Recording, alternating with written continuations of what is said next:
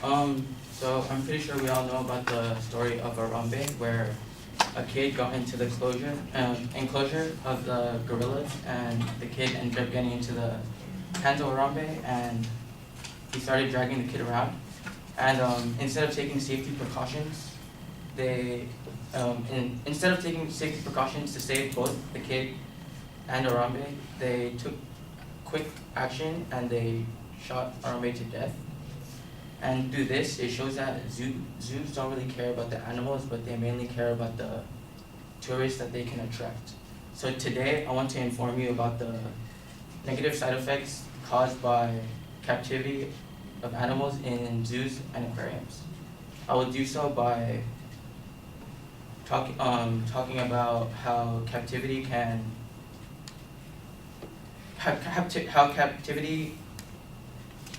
keeps animals away from doing the things they would normally do in their natural habitat, how captivity can lead to various behaviors, how zoos do not take complete care of the animals and they don't truly care for the animals, and I'll also show an example through SeaWorld.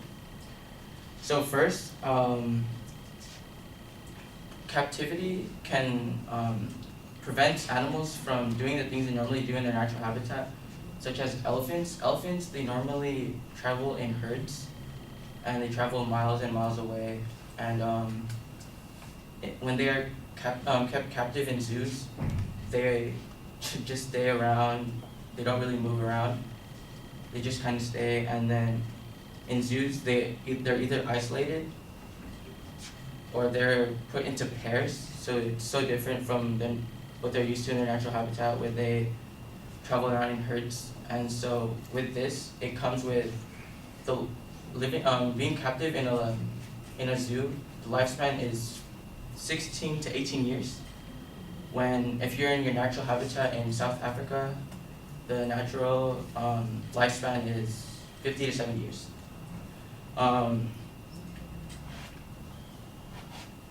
Another thing is that when animals are born in the zoo, they're not used to being out in their natural habitat. So then when the animals grow old, the zoo normally sends them out to their natural habitat, and that actually puts them in danger because they are not aware of their surroundings and the things or the animals around them that could possibly kill them. Next, animals in captivity can lead to various behaviors. One behavior is stress. You can tell if an animal is stressed if they do certain behaviors such as pacing back and forth. They also head bob.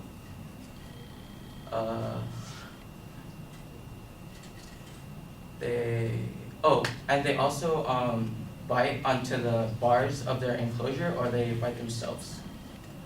Another behavior is violence. In 2010, I believe, a tiger keeper in the zoo was killed by a tiger. And she wasn't doing anything wrong. I just feel because the tiger just kept into a small space, it just leads to violent behaviors. Another act was a polar bear. A lady got inside the bars and started taking pictures of the polar bear because it was asleep. And next thing you know, the polar bear grabs her, and she nearly died, but she only suffered deep lesions and broke her leg. The last behavior is depression, and you can tell if an animal is depressed if they do things such as they just sit there motionless. They don't really do anything. They have no pleasure in the acts they normally do, if they eat or even sexual activity. They don't have pleasure in that anymore. An example of an animal that has been depressed is penguins. In the news a couple years ago, it showed that zoos were giving penguins antidepressants so that they would be able to, so that the penguins would be happy and so that they would have a happy outlook for the tourists. Next, zoos don't really take care of the animals, and they don't really care for the animals. In 2007, 2 lions mauled a suicidal man that got inside the enclosure, and he began taunting the lions, and of course the lions attacked him, but he didn't die, luckily. But instead of trying to save the lions and save the guy, they shot both lions to death. Another example is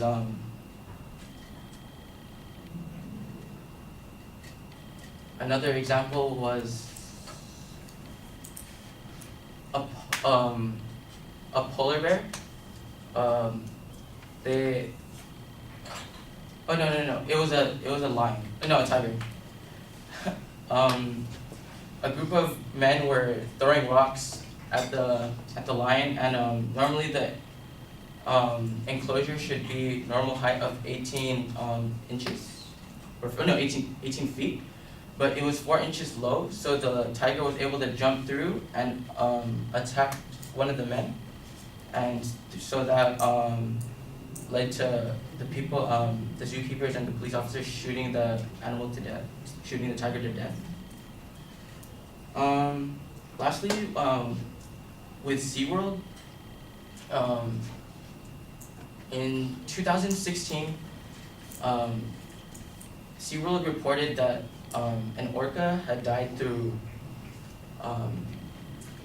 a long-term respiratory condition, but in reality, it was because they had like a type of skin condition that was caused by the water in the aquarium. Also, there were originally 165 orcas in captive. 22 of them died, and there are only about 16 or 12. No, there are 12 of them throughout the 3 SeaWorlds in the United States. So to conclude, I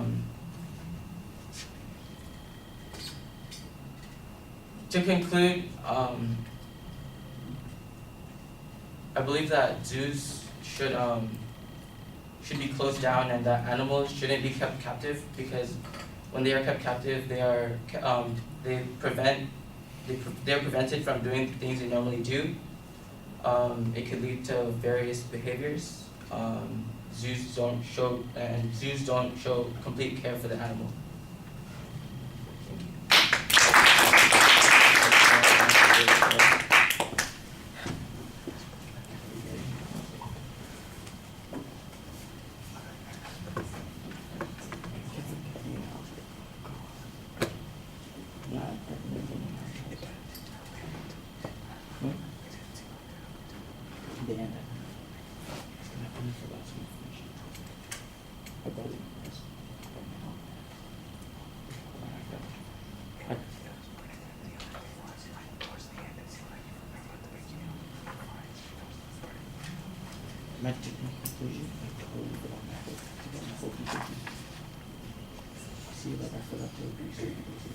Arturo, some comments, please.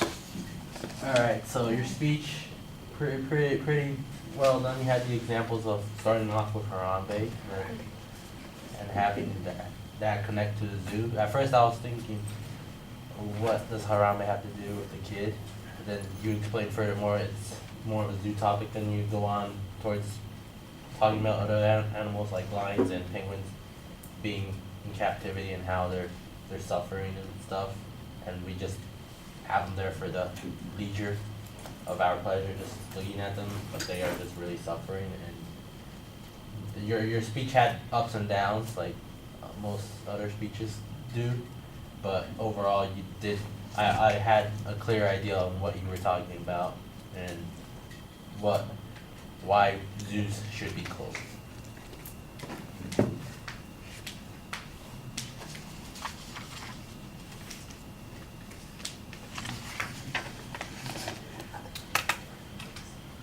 All right, well, the Harambe story is probably the one that's useful in getting the audience's attention, because that was something that happened that people probably remember, and it got turned into a meme, and everybody's probably seen those kinds of things. So, it's perfectly reasonable to use that as the attention device. The notion that there was something inappropriate about the zoo's action in that circumstance, or that they had done something wrong, that I think needs to be developed a little bit more, and there's a presupposition that there's a problem here.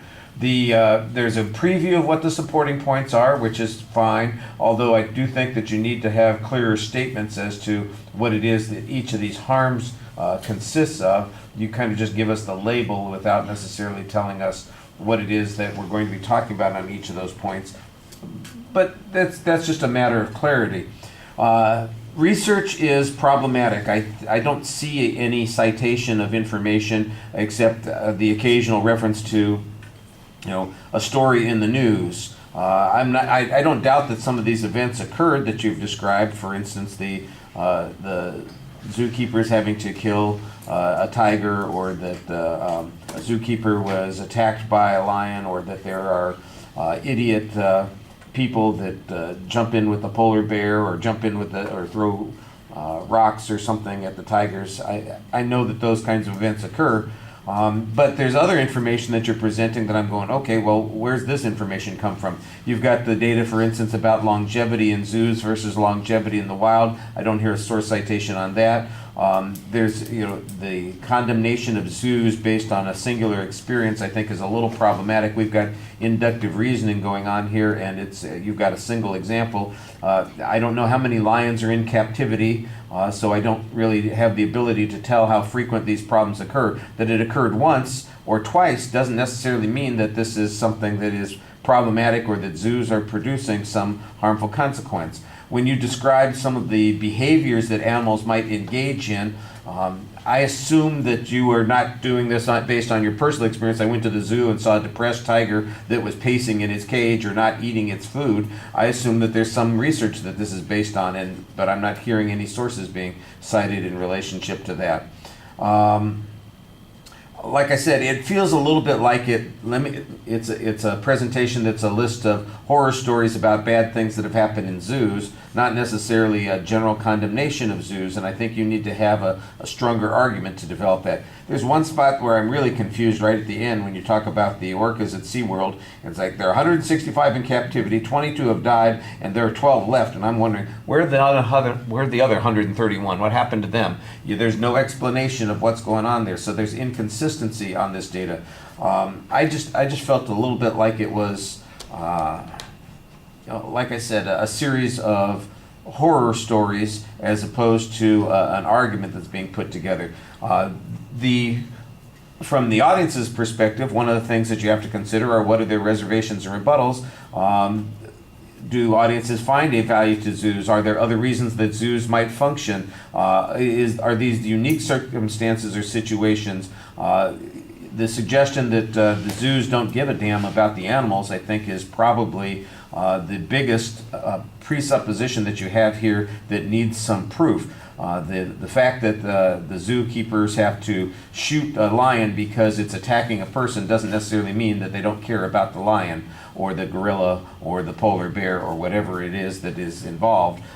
Those are horrible choices that have to be made, but you make it sound like they're ready to put this in the butcher shop as soon as the event is done, and they don't care about it. And I just don't know that that's something that is sustainable based on the proof that you've provided. I think you do a pretty good job speaking to us. You're enthusiastic. Your eye contact is excellent. Like I said, the sources, I think, are a little bit problematic, and you need to kind of build a more general argument about the problems with zoos, not just give us this list of, the stories are interesting, and I'm not saying that they shouldn't be included, but they definitely should be cited. But just to give you an example about how problematic it is on the credibility thing, we started off with one story, it's a polar bear, no, it's a lion, then it's a tiger, then it goes back to being a lion, and then it's back to being a tiger at one point. And I'm going, and this is a real story?